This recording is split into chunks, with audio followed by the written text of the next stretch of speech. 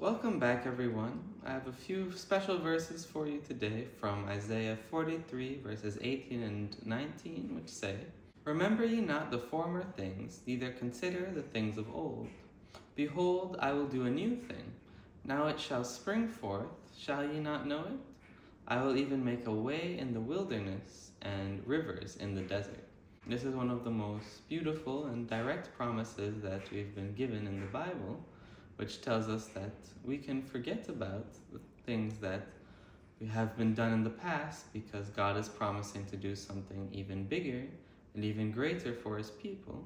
He says something similar through the prophet Jeremiah as well, where he promises that each person will no longer have to tell their neighbor or tell their brother to know the Lord, for every man will know the Lord himself.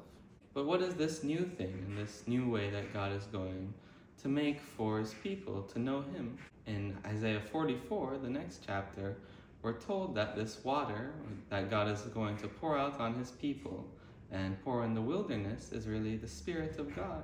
The Spirit of God is how every man will be able to know God personally for himself. Every person and every human who's now currently living on the earth has been given the opportunity to know God and to have a one-on-one relationship with him by receiving the Spirit of God into their hearts. Jesus spoke of this in John 16, where he spoke about sending the Comforter. He said that the Comforter would come and would testify on his behalf and would show them all things and be a witness to the world as well, to reprove them of sin and of righteousness and of judgment. Paul also spoke similarly in Hebrews about Jeremiah, where he said that now this fulfillment of the passage where it said every man will know God for themselves has come through the new covenant which Jesus came and instituted through dying on the cross for our sins. Now we have the opportunity to be personally connected with God one-on-one through his Spirit. And this is the encouragement and the promise that we've been given that God fulfilled from all those years ago, that we can come to know God through the Spirit of God coming and dwelling inside of them.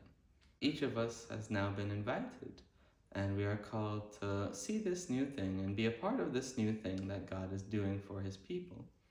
So I encourage each of you to remember this and to be encouraged by it, to take a part in this new thing that God is doing, so that we can each come to know God personally for ourselves. Let's take part of the promise and give thanks to God for his wonderful gift.